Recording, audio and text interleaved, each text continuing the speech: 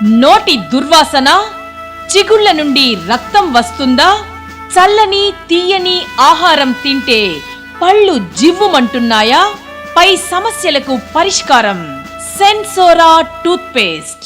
నమస్తే రమగారు. నమస్తే జయ. రమగారు, చదువు సంస్కారం, మంచి చెడు, కష్టం సుఖం, ఇవన్నీ జంట పదాలు మనకి. అవును. అయితే వీటిలో ఒకటి ఉంటే ఒకటి ఉండట్లేదు. ఒకటి ఉన్నప్పుడు విపరీతంగా ముందుకెళ్ళిపోవటం, విపరీతమైన ఆలోచనలు. రెండో దానికోసం కనీసం ప్రయత్నం కూడా చేయించలేకపోవడం. ఫర్ ఎగ్జాంపుల్ చదువుకు సంబంధించి పిల్లల్ని చాలా ఇబ్బంది పెట్టేస్తూ ఉంటామండి. నిజంగా చెప్పాలంటే ఎవరమైనా సరే ఇది అంగీకరించాల్సిన విషయం. బాగా చదువుకో, మంచి మార్కులు రావాలి, వాళ్ళగా ఎంత కాదనుకున్నా కనీసం మన ఇంట్లో ఉన్న ముందు వాళ్ళతోనైనా కంపేర్ చేసేస్తూ ఉంటాం కదా. కానీ రెండో విషయానికి వచ్చేసరికి, సంస్కారం అనే దానికి వచ్చేసరికి, పెద్దయితే వాళ్ళే నేర్చుకుంటారు, మనల్ని చూసి వాళ్ళే వెళ్తారు. ఆ విషయం వైపు ఆలోచన కూడా చేయం. అది కొన్ని ఇబ్బందులకి గురవుతారేమో అనిపిస్తూ ఉంటుంది ఒక్కొక్కసారి. చదువుతోటి సంస్కారం రాదు. మనం నేర్పించాలి కదండి. చదువుతో వచ్చే సంస్కారాలు ఏంటంటే కొంచెం పాష్ సరిగా మాట్లాడడం, మంచి భాష వస్తుంది, ఇలాంటివి వస్తాయి. కొన్ని సర్దుకోవటం, కొన్ని అంటే ఇప్పుడు స్కూలింగ్ వల్ల లేదా కాలేజెస్ వల్ల జనాలతో మూవ్ అవటం వల్ల సమాజానికి కావాల్సిన, సమాజంలో మెలగడానికి అవసరమైన కొన్ని విషయాలు ఆటోమేటిక్గా నేర్చేసుకుంటారు జయ పిల్లలు. మనం సారీలు, థ్యాంక్స్లు, ప్లీజ్లు క్యాజువల్గా అంటే నోటి మాటగా వాటిని వాడేసేయటము, అవసరమైన వాటిని ఉపయోగించుకోవటం, అవి మనం సహజంగా వచ్చేస్తాయి. అవునండి. కాకపోతే ఇప్పుడు ఈ సంస్కారం అనేది ఒక పెద్ద పదం. ఇప్పుడు ఈ ఊరికే మేనర్స్ వేరు, సంస్కారం వేరు. సంస్కారం అనగానే వ్యక్తులకి గౌరవించటం, ఇతరుల అభిప్రాయాలకి విలువివ్వటం, వీళ్ళు మనలాంటి వాళ్ళేనని గుర్తెరగటం. ఇంత పెద్ద పెద్ద విషయాలే కాకపోతే పైగా మన దేశం పట్ల, సమాజం పట్ల బాధ్యతగా మెలగటం ఎంతో కొంత. అవును. ఏదైనా ఒకటి చదువుకుంటుంటే, ఒకళ్ళు నేర్పిస్తుంటే నేర్పించే వాళ్ళ పట్ల మర్యాదగా ఉండటం, టీచర్ల పట్ల మర్యాదగా, ఒక డిజోబే చేయకుండా, డిజానర్ చేయకుండా, అమర్యాదగా ప్రవర్తించకపోవడం, సింగిల్ వర్డ్స్ తో మాట్లాడకుండా, ఏకవచన ప్రయోగాలు చేయకుండా మర్యాదకరంగా ఉండటం, ఇవన్నీ మనం కొంత నేర్పాల్సి వస్తాం. పిల్లలు సహజంగా మాట్లాడేసినప్పుడు మనం కొద్దిగా కంట్రోల్ చేసుకుంటూ చెప్పుకుంటూ ఉండాలి. మనమే అలా మాట్లాడే స్వభావం ఉందనుకో, ఇంకా అసలు చేసేదే లేదు, చెప్పేది లేదు. చాలా చదువుకున్న వాళ్ళు కూడా ఆడవాళ్ళంటే చిన్న చూపు ఉన్న వాళ్ళు ఉంటారు. పెద్దవాళ్ళకి మర్యాద ఇవ్వరు. నలుగురిలో మెలిగేటప్పుడు మేనర్స్ తోటి, అంటే చక్కటి సంభాషణతోటి ఉండరు. ఏదైనా చిన్న తేడా రంగాన్ని దురుసుగా మాట్లాడేస్తారు. ఇవన్నీ కూడా నేర్పుకోవాలి, చెప్పాలి. ఇప్పుడు తల్లిదండ్రి ఉన్నారు, తండ్రి తల్లి పట్ల చాలా అనుచితంగా, నీకేం తెలీదు, నోటు గుడ్ ఫర్ నథింగ్ లాంటి మాటలు మాట్లాడితే పిల్లలకి చిన్నప్పుడు బాధగా ఉంటుంది, మా అమ్మని తిడుతున్నాడు నాన్న అని. కానీ అవి ఆటోమేటిక్గా అలవాటైపోతాయి. ఆడవాళ్ళకి ఏం తెలియదు అనుకుంటారు వాళ్ళు. అవును, అమ్మకి అసలు ఏం తెలియదు అన్న ఫీల్డ్లోకి, అమ్మకి తెలీదు, ఆడవాళ్ళ మీదే చులకన, చిన్న చూపు. అవును రమ్మగారు. ఇదైతే ఇప్పుడు వీళ్ళు ఇంట్లో ఉన్న తల్లులు లేదా తండ్రులైన చుట్టాల పట్ల అనుచితమైన మాటలు, అవన్నీ ఆటోమేటిక్గా అలా విని వచ్చేస్తాయి జయ. వీళ్ళు మంచివాళ్ళు కాదు, వీళ్ళు మంచివాళ్ళు, జడ్జిమెంట్లు పాస్ చేసేయటం మనం, ఇవన్నీ పిల్లల మీద ప్రభావాన్ని చూపిస్తాయి. దీంతోపాటు మన ఇంటికి ఎవరైనా వస్తే వాళ్ళతో మర్యాదగా మాట్లాడడం, కనీసం మంచినీళ్ళు ఇవ్వటం, ఫోన్ మేనర్స్, ఫోన్లో సమాధానం చెప్పటం, ఫోన్లో సరిగ్గా మాట్లాడటం, వచ్చిన వాళ్ళకి సమాధానం, అవన్నీ కూడా మనం నేర్పవలసిందే. సంస్కారంలో ఇవి కూడా భాగాలు. సంస్కారవంతమైన సమాధానం, ఎవరైనా పనిచేస్తుంటే పెద్దవాళ్ళకి చిన్న సహాయం చేయటం, వాళ్ళు ఎలా చేస్తే మాకెందుకు లాంటి ధోరణి ఉండకూడదు. మనకి ఇప్పుడు ఏంటంటే ఇదివరకట్లాగా మన సమాజం పెద్దది కాదు, మనకి చిన్న చిన్న సమాజాలుగా విడిపోయాం. మనము మన ఇల్లే అంతే. ఇంట్లో మనం ఎవరుంటాం, ఇద్దరు భార్య భర్త, ఓ పిల్లాడు, అంతే కదా. ఇద్దరు పిల్లలు ఉన్నా వీళ్ళ సమాజం ఇంతే ఉంటుంది. వీళ్ళు ఏదైనా ఒక పర్టికులర్ సిచ్యువేషన్లోనే ఎవరినైనా కలుస్తారు, కానీ లేకపోతే ఎవరితోటి కలిసి ఉండటల్లా, పెంపకాల్లో ఇవన్నీ కుదరటల్లా. కానీ రేపొద్దున మా వర్క్ ప్లేస్లోకి వెళ్ళామనుకో, 10 మందితో కలిసి చేయాలి కదా. ఇప్పుడు ఎవరితోటైనా ఎమికబుల్గా ఉండటం, ఎవరితోటైనా మర్యాద పురస్సరంగా ప్రవర్తించడం, అది ప్రాక్టీస్ లేకపోతే వీడు వర్కింగ్లో ఎలా చేస్తాడు, వర్క్ ప్లేస్లో ఎలా అవుతాడు, సరిగా ఉండలేకపోతాడు. గ్రూప్ డిస్కషన్స్లో పాల్గొనాల్సి వస్తుంది, కలిసి టీమ్ వర్క్గా పనిచేయాల్సి వస్తుంది. వాటికి వేటికి వీళ్ళకి ప్రాక్టీస్ ఉండదు. చిన్న మాట అనగానే ఎఫెండ్ అయిపోవటం, దాని వాళ్ళ తాలూకు అంటే మనసుకు తగిలిన చిన్న చిన్న వాటిని కూడా పని మీద దాని ప్రభావం చూపించేస్తాయి. అవును రమ్మ, ఇది అసలు ఒక సపరేట్ టాపిక్ కింద చేద్దాం రమ్మగారు ఈ విషయం మాత్రం. ప్రతి చిన్న విషయానికి కోపాలు తెచ్చుకోవటం, మూడ్ ఆఫ్ చేసుకోవటము, దాంట్లో నుంచి బయటికి రాలేకపోతే బయటపడకుండా ఎవరైనా వచ్చేసరికి వచ్చిన వాళ్ళతో దురుసుగా మాట్లాడటం, లేదా ఇంట్లో వాళ్ళ మీద మాట్లాడటం, ఒక చోట కోపాన్ని ఇంకో చోట చూపించడం, ఇవన్నీ కూడా సంస్కారాల్లో భాగాలే. రకరకాలు ఫేజెస్ వేరు. ఇది మనం నేర్పుకోవాలి, చెప్పాలి, సరిచేయాలి, మనం ఉండాలి. మనం కూడా అలా ఉండాలి. ఇప్పుడు మనని మనం సరి చేసుకుంటూ పిల్లల్ని సరిచేయాలి. ఎవరి పట్లైనా అంటే దుష్టు మాటలు ఆడేయటము, జడ్జిమెంటల్గా బిహేవ్ చేసేయటము, అనేయటము, వాళ్ళంతే వీళ్ళంతే, వాళ్ళలాగా వీళ్ళలాగా అంటే ఎప్పుడు ఎవరో ఒకరిని విమర్శిస్తూ ఉండటం కూడా సంస్కారం కాదు కదా. ఆ నెగిటివ్ థాట్స్ కదండి. బాడీ షేమింగ్ చేయటం, డ్రెస్సింగ్ మీద మాట్లాడటం, కామెంట్స్ చేయటం, పేదవాళ్ళైతే వాళ్ళని చిన్నబుచ్చటం, గొప్పవాళ్ళైతే వాళ్ళని చూసి ఇన్ఫీరియర్గా ఫీల్ అయిపోవటం, కుళ్ళుబొత్తనం ఫీల్ అవటం, ఇవన్నీ కూడా మనం ఎక్స్ప్రెషన్స్ ఇచ్చిన కొందికి పిల్లల మీద దాని ప్రభావం ఉంటుంది. మనం దాన్ని వాళ్ళని సరిచేయలేకపోతాం వాటిని.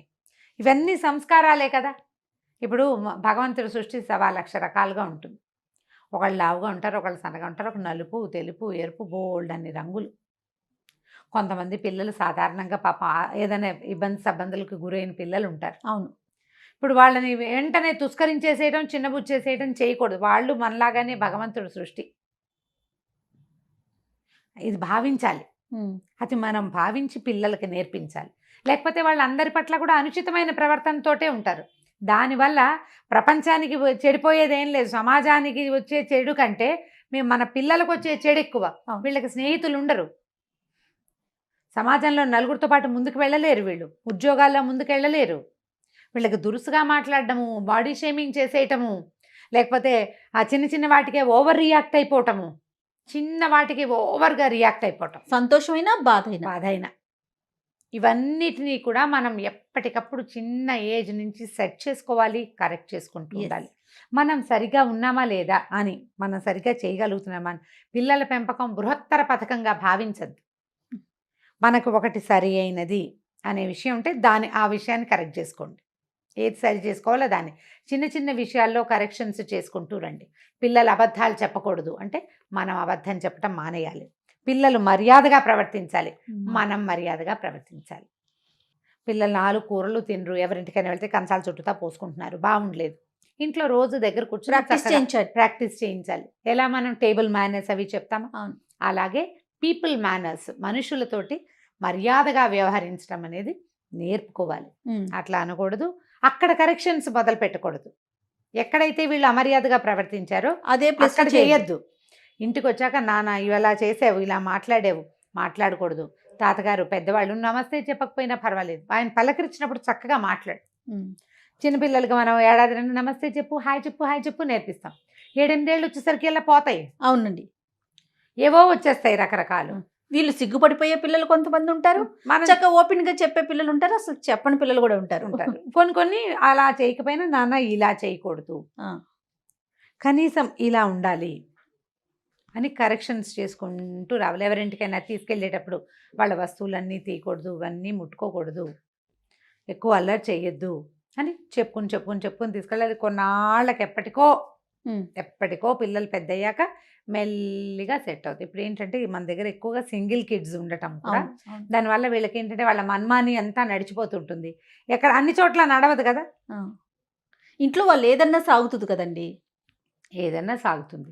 దాన్ని కొంచెం కంట్రోల్ చేయటం, కొంత కంట్రోల్. ఇంకొక విషయం రమ్మగారు, మీరు టీచర్గా కూడా వర్క్ చేశారు కదా, ఇప్పుడు ఇంట్లో అమ్మా నాన్న చెప్పేది ఒక లెవెల్ వరకు వింటారు, టీచర్ చెప్పింది ఎక్కువ ఫాలో అవుతారండి. అవును, నాకేమనిపిస్తుంది అంటే స్కూళ్ళల్లో కూడా చిన్న వయసు నుంచి పిల్లలకి ముందు సబ్జెక్టుల కన్నా జస్ట్ ఒక 5-10 minutes ఇలా ఉండండి, పెద్దవాళ్ళతో ఇలా ఉండండి, లేకపోతే ఇంట్లో అమ్మ వాళ్ళతో ఇలా ఉండండి, మీరు ఇలా బిహేవ్ చేయండి, అలాంటివి విషయాలు మాట్లాడితే బాగుంటుందేమో. ఇప్పుడు స్కూలింగే లేదు కదా జయ పాపం. సరే ఆన్లైన్ క్లాసులు అనుకుందాము. అది మామూలుగా మోరల్ క్లాసులు అవి ఉండేవి, ఇది వరకు మోరల్ స్టడీస్ ఉండేది. ఓ క్లాస్ లో ఓ టీచర్ చెప్పేవాళ్ళు. ఇప్పుడు లేదు, లేకపోయినా కూడా టీచర్స్ టేబుల్ మేనర్స్ అవన్నీ నేర్పిస్తారు. అవి కొన్ని చెప్తారు. చిన్న స్కూళ్ళల్లో బాగా జరుగుతాయి జయ అవి. పెద్ద క్లాసులకు వెళ్ళాక చేయకపోయినా చిన్న క్లాసుల్లో చెప్తారు. ఎవరో ఒకళ్ళు బాధ్యత తీసుకుని ఎప్పటికప్పుడు చెప్తూ ఉండాలి. మామూలుగా టీచర్స్ మీటింగ్లు పెట్టుకుంటారు, ఎలా క్లాసులు ఎలా హ్యాండిల్ చేయాలి. అలాంటప్పుడు హెడ్ మిస్టర్స్ కానీ హెడ్ మాస్టర్ కానీ ఎవరైనా స్కూల్ ప్రిన్సిపల్ కానీ ఇట్లా ఒక ఇనిషియేటివ్ తీసుకుని పిల్లలకి గుడ్ మేనర్స్ నేర్పించండి. వెల్ బిహేవ్డ్గా ఉండేటట్టుగా కిడ్స్ని. ఎందుకంటే తల్లి చెప్పేదానికన్నా అమ్మ చెప్పే కన్నా కూడా టీచర్ చెప్తే ఎక్కువ మా టీచర్ ఇదే చెప్పారని అంటూ ఉంటారు పిల్లలు. క్రమంగా క్రమంగా నేర్చుకుంటారు. మామూలుగా స్కూళ్ళలో ఏంటంటే అన్ని హ్యాబిట్ అలవాటు చేయిస్తారు. ఎలాగా అన్ని కాంపిటీషన్స్ పెట్టి ప్రతి పిల్లాడు పార్టిసిపేట్ చేయాలి. అవును, మస్ట్ అంటారు. దాంతో వీళ్ళకి అన్ని రకాల ప్రోగ్రామ్స్ అలవాటు అవుతాయి. వాటితో పాటు ఇలాగా బిహేవియరల్ ట్రబుల్స్ ఏమైనా ఉంటే పిల్లల్లో వాటిని కూడా టీచర్స్ కూడా కొంత ఇనిషియేటివ్ తీసుకుంటారు. టీనేజ్ పిల్లలు వింటారండి? కొంచెం చిన్నప్పటి నుంచి చెప్తే టీనేజ్ పిల్లలు కూడా వింటారు జయ. వింటారు. స్కూల్లోని కాలేజెస్లో అట్లా స్కూళ్ళలోనూ వింటారు. అందరూ వినరు.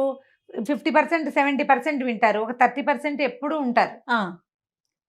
ఎప్పుడూ కొంచెం కప్పగంతులు ఎప్పుడూ ఉంటాయి. అదే ఇంట్లో కూడా 4 పిల్లలు ఉంటే 3 వింటారు, ఒకడు ఉంటాడు, ఒకడు రెబల్. అందులో రెబల్స్ లొంగరు. నేను ఇలాగే ఉంటా, ఏమవుతుంది అంటారు. నేను హాయ్ చెప్పను, ఏమవుతుంది? నేను ఒకరిని హాయ్ చెప్పకపోతే ఏమవుతుంది? వెల్ బిహేవ్డ్గా చేయకపోతే, వెల్గా అండ్ మంచి గుడ్ మేనర్స్ బిహేవ్ చేయకపోతే ఏమవుతుంది? డీసెంట్గా ఉండకపోతే ఏమవుతుంది? పిచ్చ ప్రశ్నలు అడుగుతూ వేస్తారు. డీసెంట్గా ఉండకపోతే ఏమవుతుందో వాడు ముందు తెలుసుకుంటాడు. వాడు మిగిలిన వాళ్ళని చెడగొట్టకుండా ఉంటే చాలు. అంతే. చెడగొడతారు పిల్లలు, పక్క వాళ్ళని చెడగొడతారు. ఇవి జరుగుతూ ఉంటాయి. కాకపోతే మనం మానకూడదు, మనం చెప్తూనే ఉండాలి. కొంత ఏజ్ వచ్చేదాకా, కొంత వయసు వచ్చేదాకా పిల్లలకి మంచి మాటలు చెప్పుకుంటూనే ఉండాలి. సంస్కారాలు వాటంతట అవి వచ్చేవి కొన్ని ఉంటాయి. పూర్వజన్మ సంస్కారం అంటాం దాన్ని.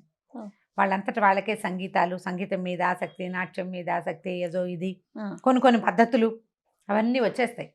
కానీ మనం దైనందిన జీవితంలో సంస్కారాలని మనం నేర్పుకోవాలి, అలవర్చుకోవాలి. తప్పదు. బెడ్ టైమ్ స్టోరీస్ చెప్పేటప్పుడు ముందుగా ఇలాంటి మాటలు కొంచెం కాసేపు వాళ్ళతో మాట్లాడి నెక్స్ట్ స్టోరీ ఏదన్నా చెప్పదలుచుకుంటే స్టోరీలు కనుక అలా చెప్తే బాగుంటుంది, పిల్లలకి అలవాటు అవుతుందేమో. రైట్ రమ్మ గారు, థ్యాంక్ యూ అండి. నమస్తే. నోటి దుర్వాసన, చిగుళ్ళ నుండి రక్తం వస్తుందా? చల్లని తీయని ఆహారం తింటే పళ్ళు జివ్వుమంటున్నాయా?